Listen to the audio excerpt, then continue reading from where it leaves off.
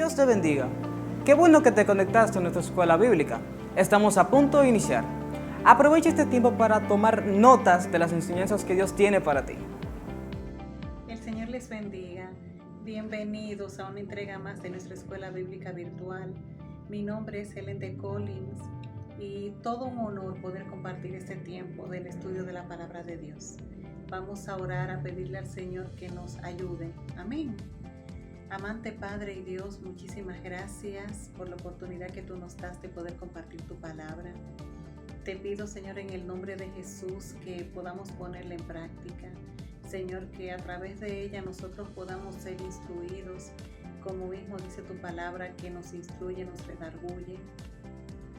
Señor, y que de esa forma nosotros podamos cada día parecernos más a ti, llegar a la estatura del varón perfecto que eres tú, Cristo. En el nombre de Jesús. Amén y amén.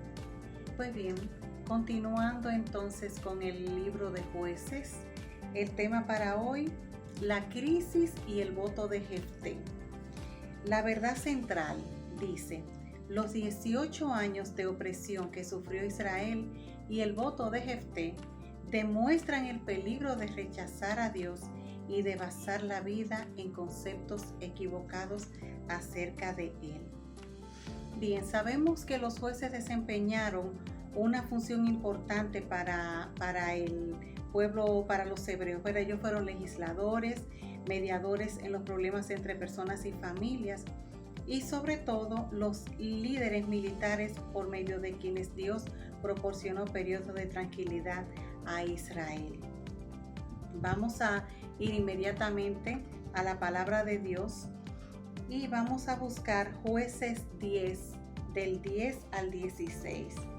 Jueces 10, del 10 al 16, y yo voy a estar leyendo en Reina Valera 1960. Dice así, Jueces 10, del 10 al 16.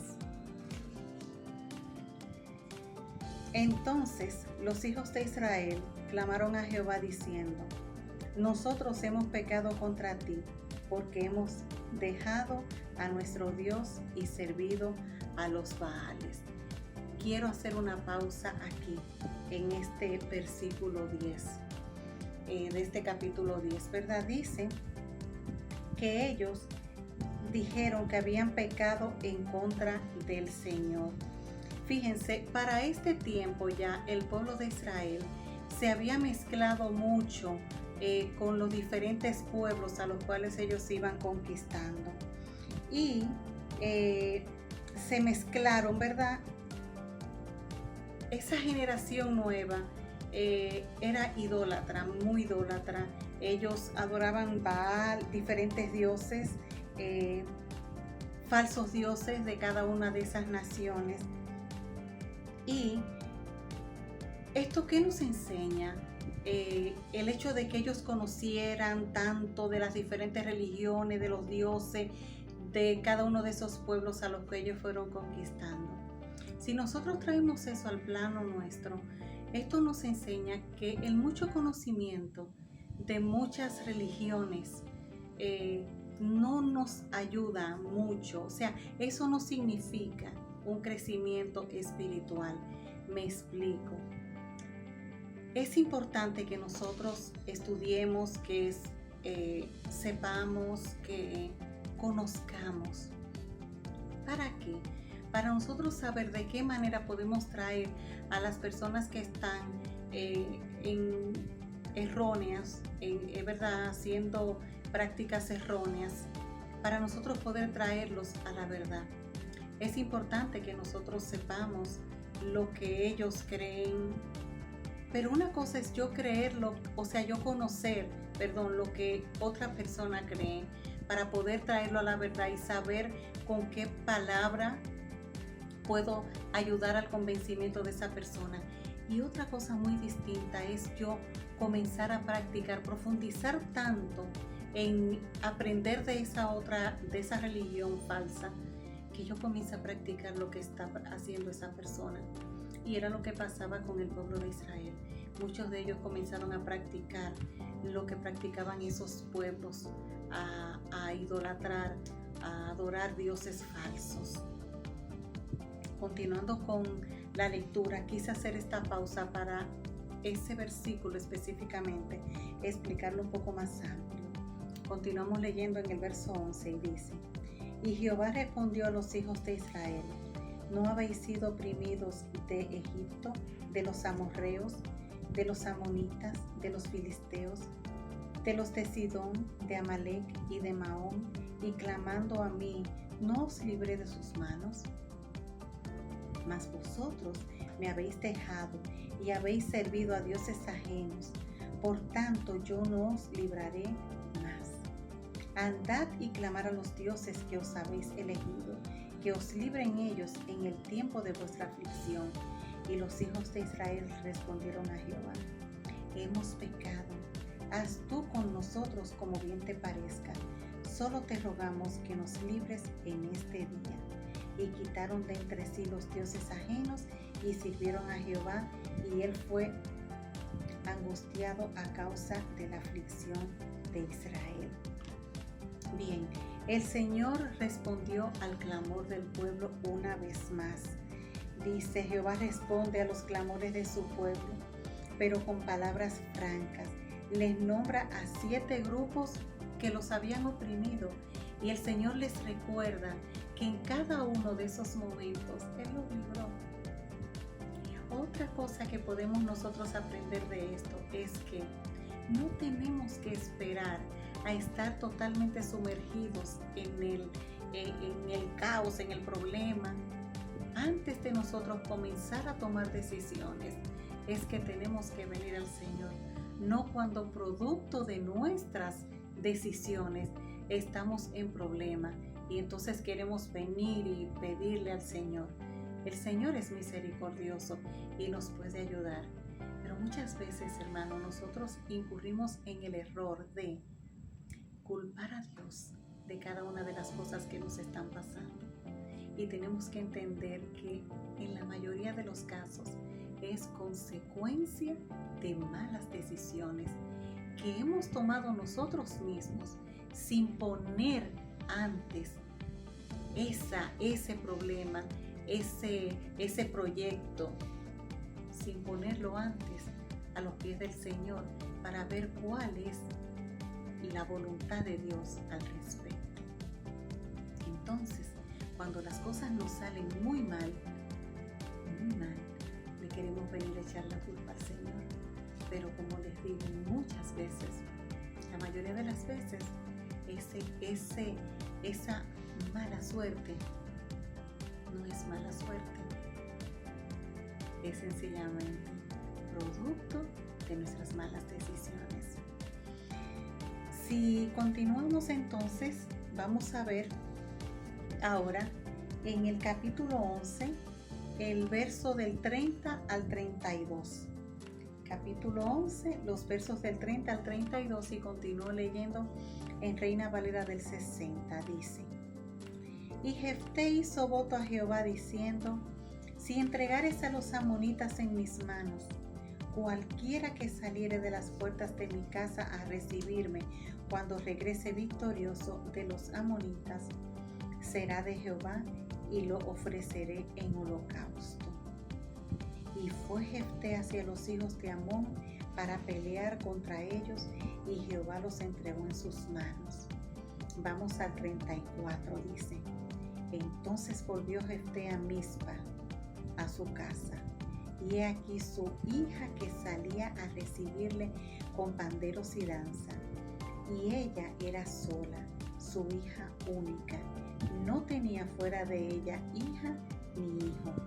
El 35 dice: y cuando él la vio, rompió sus vestidos diciendo: ay, hija mía, en verdad me has abatido, y tú misma has venido a ser causa de mi dolor, porque le he dado palabra a Jehová y no podré retractarme.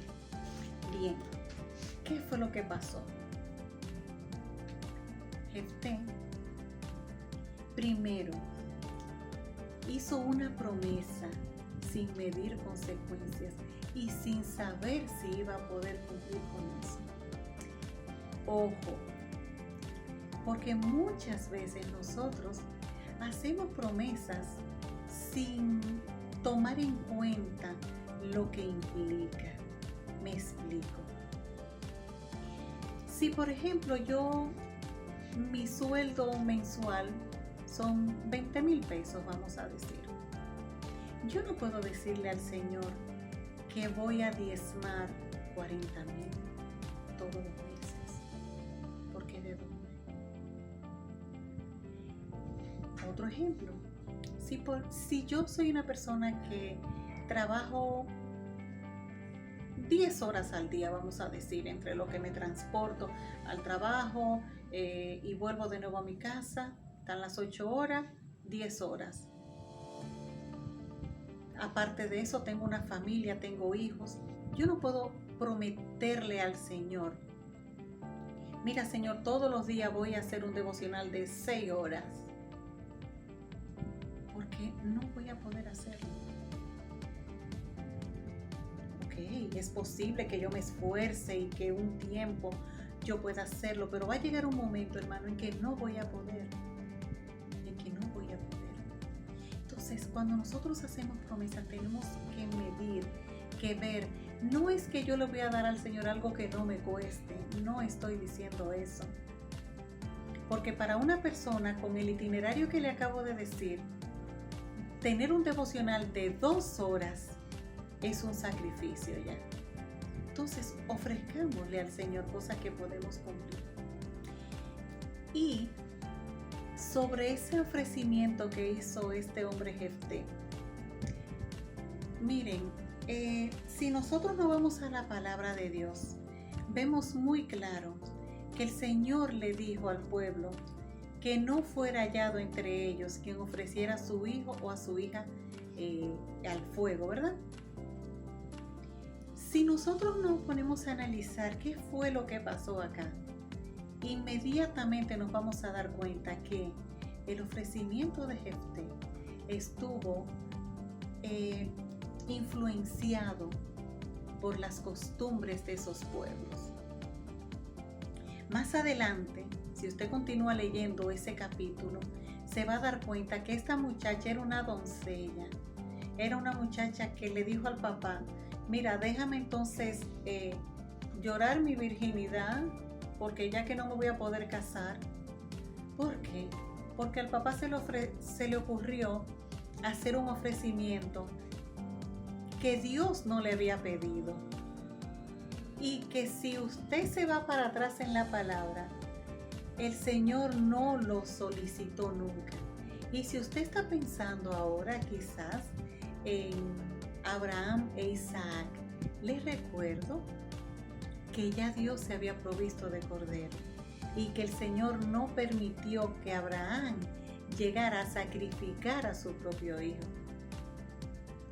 Entonces, ese voto de Jefté estuvo influenciado por las costumbres de esos dioses, de esos pueblos, que hacían sacrificios humanos para esos dioses paganos, cosa que el Dios al que usted y yo le servimos no hace.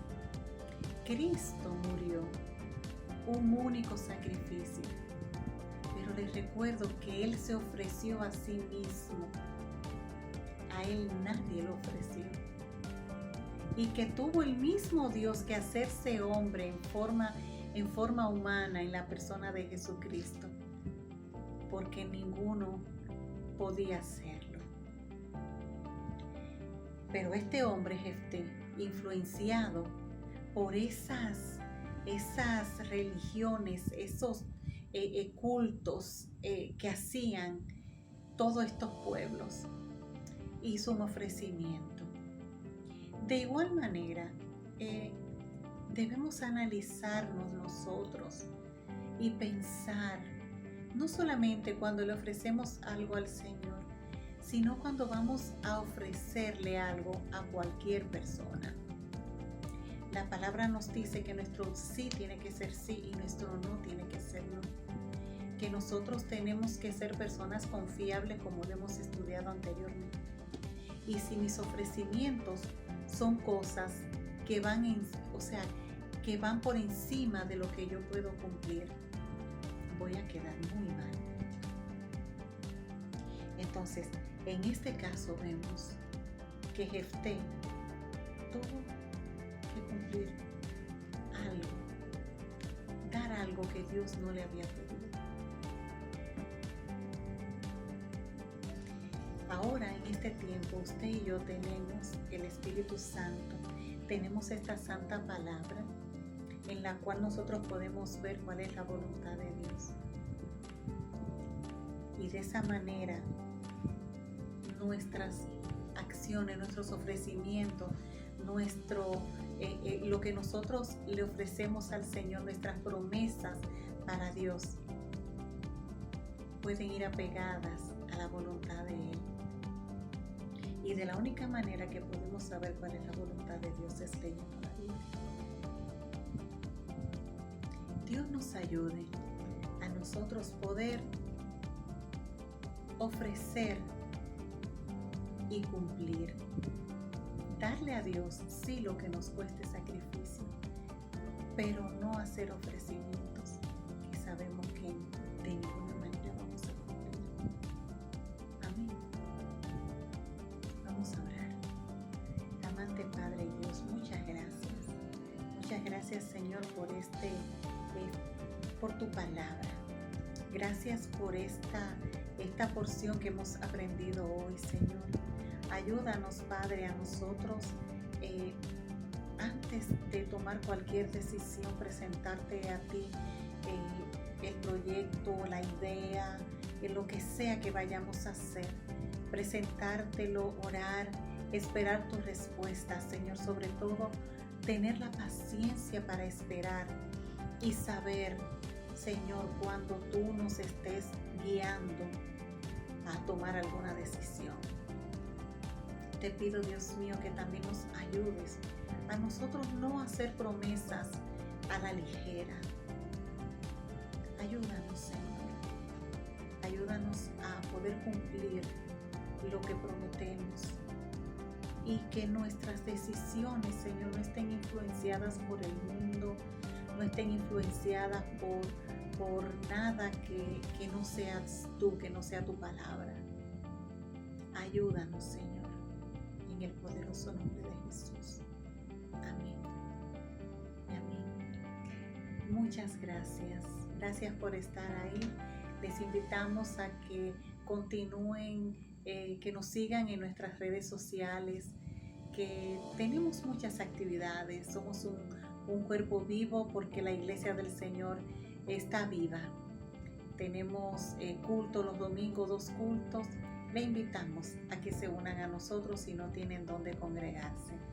Será hasta una próxima entrega. Dios les bendiga. ¿Qué bendición hemos recibido en esta clase? Compártela con tus amigos y familiares para que ellos también sean enriquecidos. Nos vemos la próxima semana.